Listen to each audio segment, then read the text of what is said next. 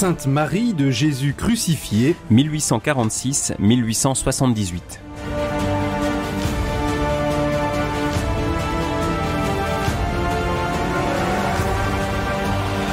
Gloire de Galilée, de l'église orientale grecque catholique, elle est aussi connue et aimée que le Libanais Saint Charbel Makhlouf. Jeune mystique arabe qui n'a jamais fait de grandes études, Sainte Marie de Jésus crucifié, Mariam Bawardi, a fasciné depuis son Carmel de Pau de très nombreux intellectuels catholiques comme Maurice Barrès, Léon Bloy, Francis James, Julien Green, Jacques Maritain ou Louis Massignon. Sans cesse dans sa vie s'imbrique l'ordinaire et l'extraordinaire, le naturel et le surnaturel. Vouloir enlever ou expliquer naturellement les faits merveilleux qui emplissent la vie de Sainte Marie de Jésus crucifié est aussi impossible que de prétendre arracher les miracles et les exorcismes de Jésus à la trame des évangiles. Dans ce 3e épisode de votre feuilleton spirituel des pèlerins de Dieu, en l'honneur ce mois-ci de Sainte Marie de Jésus crucifié, Mariam la petite arabe, accueillons avec joie les cadeaux de noces du Christ à l'Église, son épouse depuis la Pentecôte, que sont les charismes vécus dans l'Église catholique, ces développements harmonieux de la grâce baptismale sous la motion des 7 dons de l'Esprit Saint. Pèlerin de Dieu avec Franck Bétoir et le Père Jean-Baptiste Masson sur RCF Nord-de-France.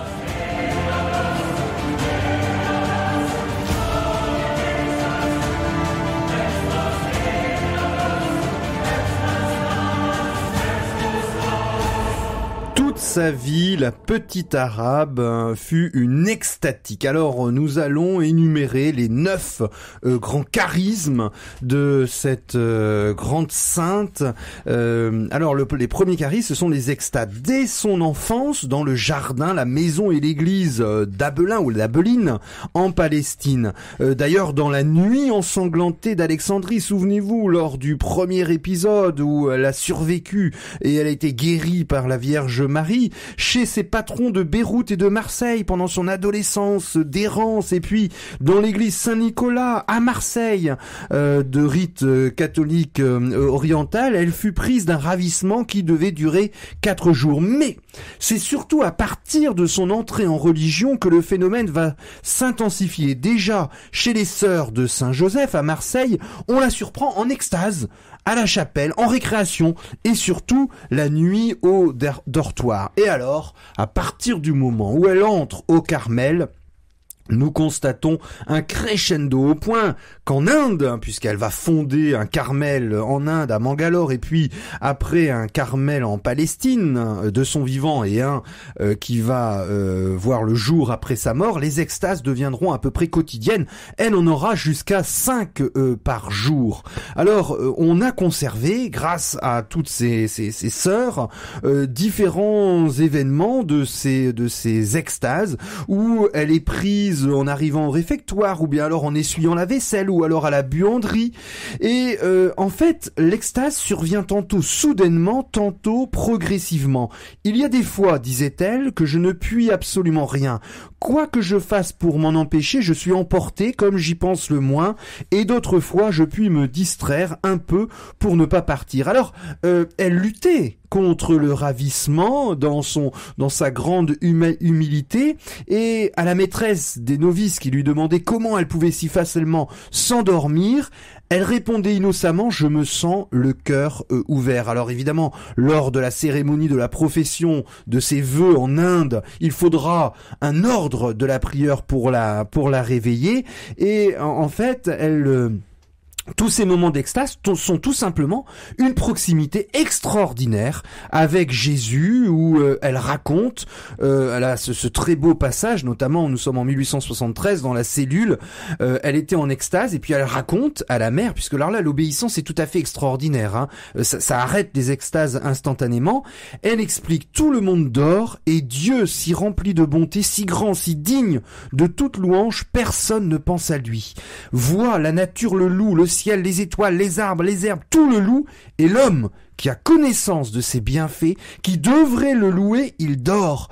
Allons, allons, réveillez l'univers. Alors elle bondit hors de la cellule en disant « Allons louer Dieu, chanter ses louanges, tout dort, tout le monde dort, allons les réveiller. Jésus n'est pas connu, Jésus n'est pas aimé, lui si rempli de bonté, lui qui a tant fait pour l'homme. » Donc cette poésie extraordinaire qui se déploie chez cet illettré avec des très très beaux textes qui sont vraiment frappants, y compris au niveau du français, alors qu'en fait elle maîtrisait très mal cette langue avec plein de fautes.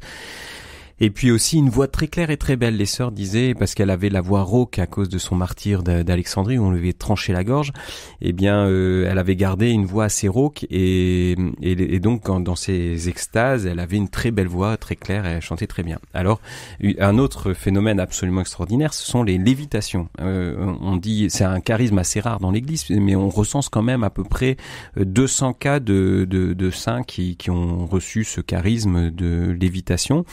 Généralement, il s'agit de s'élever quelques centimètres au-dessus du sol. Et il y a l'exemple au XVIIe siècle de Saint Joseph de Cupertino, qui est certainement le plus célèbre par rapport à ce phénomène mystique, qui lui vivait des véritables envols au cours de l'office dans la chapelle et qui n'était ramené au sol que par l'obéissance. Et donc là, ici, avec Sœur Mariam de Jésus crucifié, on peut dire en quelque sorte qu'elle explose tous les records de lévitation dans toutes les catégories, puisqu'on l'a retrouvée jusqu'à plus de 20 mètres de haut au-dessus d'un tilleul. Donc faut imaginer la scène, on ne la trouve pas au réfectoire, donc les sœurs un peu habituées à ces extases se disent qu'elle a une absence, qu'elle est quelque part, on la cherche partout, on la trouve pas, on cherche dans le jardin, on la voit pas, et puis une sœur entend à un moment « Amour, amour », la voix claire de Sœur Mariam, qui est au-dessus du tilleul, en train de se balader au-dessus des branches les plus fines. Alors ce phénomène d'ascension extatique va se produire de façon documentée, attestée au moins 8 fois dans ces années du Carmel de Pau. Et donc, on se demande, mais comment faisait-elle pour monter en haut de son tilleul? Vous voulez tous le savoir. Eh bien, les sœurs ont constaté, en fait, elle disait, c'est l'agneau qui m'a appelé. Elle se sentait appelée par Jésus dans les cieux, mais alors au-dessus d'un arbre, parce qu'elle prenait le bout des branches, là où les feuilles se font tendre et où un oiseau ne tiendrait pas, et puis elle s'élevait toute seule comme ça, simplement en s'attachant juste au bout tendre des branches, et elle restait comme en suspension au-dessus de l'arbre au niveau des branches les plus tendres. Et donc voilà, ce phénomène s'est produit plusieurs fois, et il y a un moment où la supérieure lui demande de descendre au nom de l'obéissance, et Mariam a une hésitation, elle comme elle un instant où elle souhaite rester dans cette béatitude, cette joie extatique avec le Christ, et il y a rien qui déplaît plus à Jésus que la désobéissance, et ça coupe de lui. Et donc cet instant de désobéissance la coupe de la source et de grâce, et à ce moment-là elle se retrouve toute lourde à descendre de façon très empêtrée dans les branches, en se faisant mal partout, ce qui n'était pas du tout le cas dans les autres phénomènes de lévitation où elle était légère comme une plume. Des extases, des lévitations, et puis elle va recevoir les stigmates. Alors les stigmates, depuis Saint François d'Assise, le stigmatisé de sa caverne de l'Alverne en 1224 au XIIIe siècle, au Moyen-Âge, on appelle stigmate corporel la reproduction des souffrances dont le Christ a été victime dans sa passion. Souvenez-vous, le Christ dans l'Évangile, chapitre 24 de Saint Luc, regardez mes mains et mes pieds, et il leur montra ses mains et son côté, selon l'Évangile de Saint Jean au chapitre 20 verset 20. Et notre petite Mariam Bawardi va recevoir les stigmates en 1867. Elle est au tout début de sa vie religieuse, elle est encore postulante à Marseille, et elle reçoit donc ces marques de souffrance de la passion du Christ avec le sang qui coule Elle va recevoir une nouvelle fois en Inde, à Mangalore, en 1871 également, à la fin de sa vie. Elle va mourir jeune, d'ailleurs à l'âge du Christ, à 33 ans, pendant sa période à Bethléem. Et elle revit également les chemins de croix, notamment les vendredis saints. Elle va recevoir aussi une stigmate du cœur. Et d'ailleurs, à sa mort, on va prendre son cœur pour aller l'autopsier. Et effectivement, on va trouver une sorte de trace qui explique un petit peu cette stigmate du cœur. C'est en août 1866 à Marseille. Elle voit dans le tabernacle Jésus qui lui apparaissait avec ses 5 plaies et la couronne d'épines. Et finalement, on a conservé à Bethléem en 1876, qui fut en fait, c'est la dernière période de la stigmatisation, où la sœur disait en extase: savez-vous, 5 rosiers sont ouverts, vite, vite, ils ont donné les roses aux autres et à moi les épines. Et d'ajouter dans un sourire, elle est en train d'expliquer ce qui se passe. On ne fait pas comme ça. On donne au moins un peu de rose et ne pas me faire du tout sentir le parfum. Vous voyez, elle a un français approximatif. Rien que les épines. Oh, je ne le mérite pas. Que Jésus soit content, voilà tout ce que je désire. J'accepte toutes les épines sur mon corps, mais dites au maître du rosier de fermer les roses.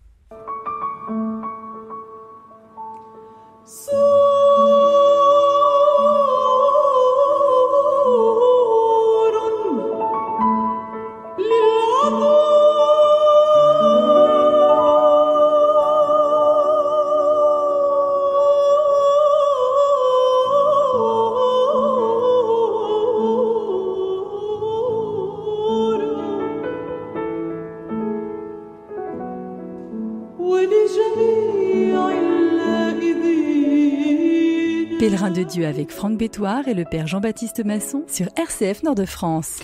Autre charisme extraordinaire, celui de la transverbération du cœur. On a commencé de l'évoquer avec la plaie qu'elle avait reçue au cœur.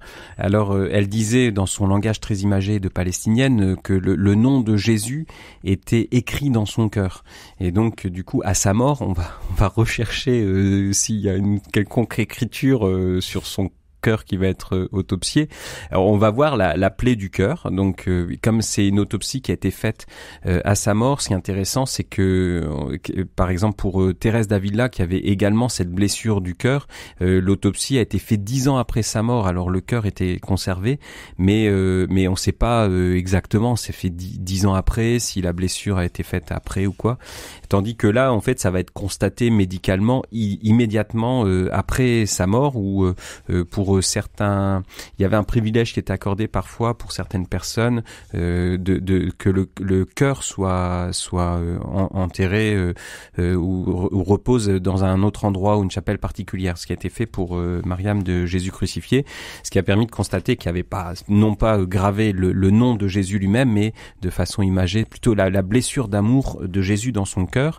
On sait que par exemple que le cœur de Philippe Néri était comme craqué, était gonflé et par la joie du Christ et le sein de la joie, et donc il sentait cet amour du Christ lui dilater le cœur, et physiquement on l'a constaté à l'autopsie du défunt. Ici donc il y a cette blessure d'amour, cette transverbération. On le voit aussi chez Marguerite Marie lors des apparitions du Sacré-Cœur à Paray-le-Monial, où il y a comme l'échange des cœurs, c'est-à-dire le Christ prend le cœur de la Sainte et le plonge dans son propre cœur pour l'enflammer d'amour. Donc la signification de ce charisme un peu particulier, qui est plutôt bien documenté dans la tradition spirituelle de l'Église, c'est vraiment cette communication d'amour du Christ, où la Sainte vit l'amour qui était présent dans le cœur de Jésus. Et donc aussi la signification, c'est que dans ce cœur humain, il y a vraiment un amour divin, et que Dieu donc nous fait ces grâces de communion dans le Christ à son amour brûlant, à son amour infini. Alors, Sœur Marie de Jésus crucifié bénéficie d'extase, de lévitation, des stigmates, la transverbération du cœur, et puis des apparitions. Alors là, effectivement, les anges lui sont familiers. Nous avons déjà évoqué à Jérusalem cet ange qui va lui permettre d'aller au Saint-Sépulcre pour consacrer au Seigneur sa virginité. Et puis des saints et des saintes qui lui apparaissent, Saint Joseph, Sainte Thérèse, qu'elle appelait Rose Thérèse, Sainte Thérèse d'Avila, la fondatrice du Carmel réformé, Sainte Marie-Madeleine de Pazzi, une grande sainte italienne, Sainte Catherine de Sienne, du Moyen-Âge, alors la martyre d'Alexandrie de l'Antiquité, et puis celle du Moyen-Âge, Sainte Marguerite Marie, que vous avez évoquée, du XVIIe siècle, apparaît le monial, et puis Saint Jean de la Croix, le grand ami de Sainte Thérèse d'Avila. Elle voit apparaître également un grand saint biblique de l'Ancien Testament, son compatriote Sainte Élie en Palestine, qui l'accompagne depuis son enfance. Elle voit également, c'est comme si la barrière du réalisme, du naturel s'effacer devant cet univers surnaturel. Elle a vu des personnes récemment décédées, le saint curé d'Ars, l'abbé Sestac, qui est fondateur des Servantes de Marie, la mère Élie, la mère Émilie Julien, Mathilde de Nédonchel, dont on a parlé, qui est une jeune femme qui va mourir à peine 25 ans à Rome et qui va l'aider à fonder notamment le Carmel en Inde. Et puis elle voit la Vierge Marie qui pénètre dans sa cellule, en train de coudre pour lui apprendre à faufiler les ourlets. Vous imaginez la Vierge Marie qui l'aide dans un geste de couture, un enfant mystérieux qui l'aide à transporter des caisses de linge. Et puis on a également le 4 septembre 1868, elle est dans l'infirmerie du Carmel de Pau, où elle va vivre une possession diabolique dont on parlera après la respiration musicale. Notre sœur, notre petite Myriam, qui était toute petite, c'est étonnant parce que c'est comme si c'était proportionnel à sa taille. Elle est toute petite et elle voit des choses absolument énormes.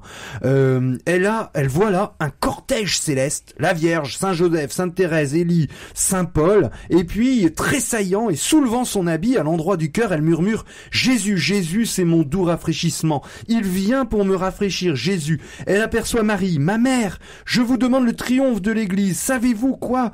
Je demande à vous, la conversion des pécheurs et le triomphe de l'Église. » Alors, autre charisme encore extraordinaire, celui des prophéties. On sait que la Vierge Marie, en la soignant dans sa grotte d'Alexandrie, lui avait annoncé un peu le déroulé de sa vie, le programme de sa vie, qu'elle serait recueillie, puis ensuite fille de Saint Joseph, puis accueillie dans l'ordre de Sainte Thérèse, ce qui s'est passé. Et elle avait également la connaissance d'une mort précoce qui s'est passée à l'âge de 32 ans, avec le signe avant-coureur de son bras fracturé. Ce qui s'est produit. Et donc elle avait également beaucoup de visions très fleuries, très imagées, donc avec je vais vous en lire une simplement sur un jardin donc qu'elle voit souvent dans son oraison. Il y avait un grand parterre tout rond. Ce rond avait plusieurs tours. Le premier était tout planté de roses. La rose veut dire la charité et l'épine la vigilance. Le second tour était couvert de vignes dont le raisin veut dire l'amour et la feuille la douceur. Le troisième tour était semé de froment qui signifie la confiance et l'espérance. Le milieu était couvert de violettes qui veulent dire la véritable humilité. Et au milieu, je fais un trône et je fais asseoir Jésus. Donc elle décrit la vision qu'elle a. Et sous ses pieds, il sort une source qui dit « Tout passe, tout coule comme l'eau. À côté du trône, je plantais des pensées et du lierre. Le lierre dit « Attachez-vous sans cesse à Jésus. » Et la pensée me dit « Ne pensez qu'à Jésus. Seigneur Jésus, plantez toutes ces vertus au fond de mon cœur et faites-les croître vous-même par votre puissance. » Alors, autre charisme extraordinaire, c'est une sorte de connaissance aussi des âmes. Alors, par exemple, je cite juste un petit exemple, dans son voyage vers Nazareth, elle est accueillie par des religieuses, et puis une religieuse a vraiment des pensées de quitter la communauté à laquelle elle appartient. C'est un très fort combat spirituel, et elle veut s'en ouvrir à sœur Maria, mais elle sait pas trop comment lui dire. Alors, elle lui dit, il y aurait le cas d'une sœur qui penserait partir, sans parler d'elle, et sœur Mariam la regarde dans les yeux en colère en disant « Ma sœur, vous êtes très bien ici, vous êtes très bien ici. » Et en un instant, Donc ce désir, ce combat s'apaise, ce désir de partir s'enfuit, et 40 ans après, elle témoigne d'une vie religieuse très épanouie, très heureuse.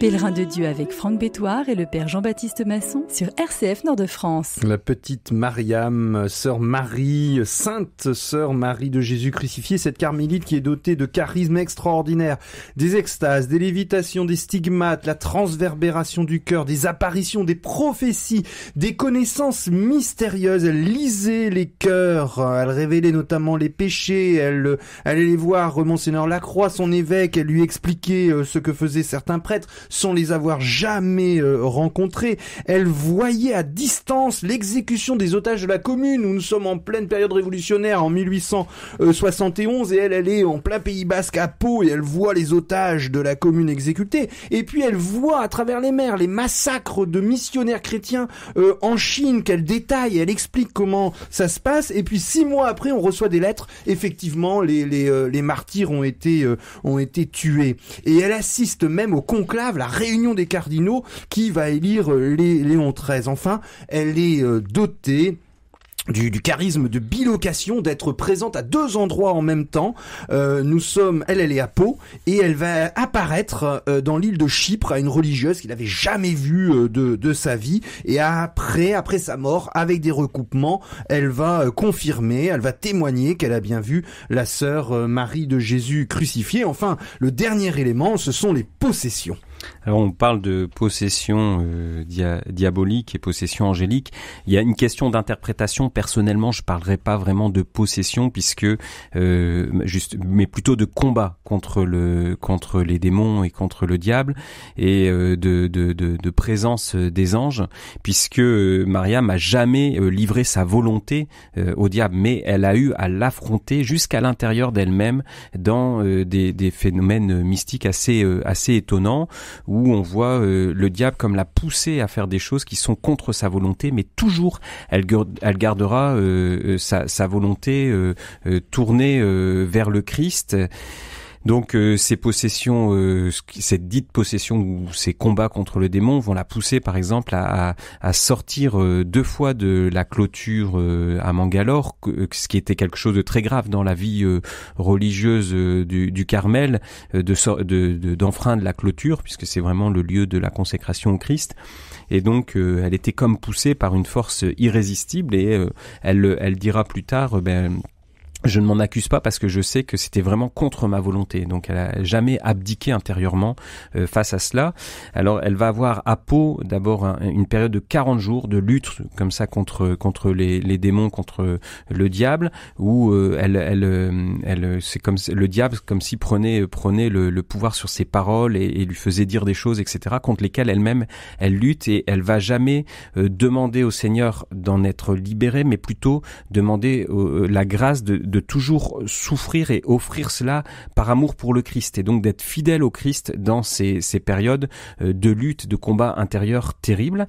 Et donc cette période de 40 jours de lutte comme un carême, eh bien va être suivie de 4 jours comme une sorte d'extase mystique, on a appelé une possession angélique, et ce qui rappelle aussi que si le diable peut avoir des fois une influence sur nous pousser, nous tenter, les anges aussi agissent. On voit ça très fort avec la vie de Mariam de Jésus crucifié, que il y a aussi ces moments où on peut faire un acte de charité qui dépasse nos capacités humaines, qui dépasse nos pensées, avoir un amour de Dieu qui dépasse ce qu'on ferait de nous-mêmes.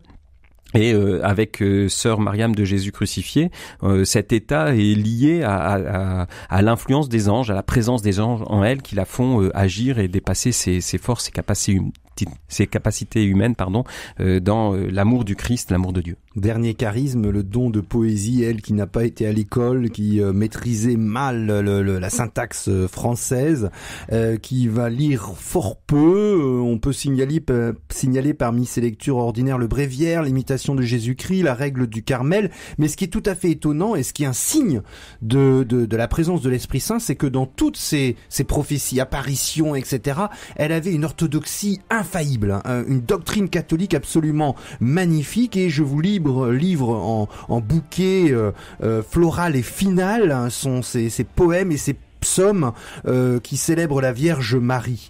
Elle nous dit: au pied de Marie, de ma mère chérie, j'ai retrouvé la vie. Oh, vous tous qui souffrez, venez à Marie. Au pied de Marie, j'ai retrouvé la vie. Oh, vous qui travaillez dans ce monastère, Marie compte tes pas et tes sueurs. Dites-vous à vous-même: au pied de Marie, j'ai retrouvé la vie.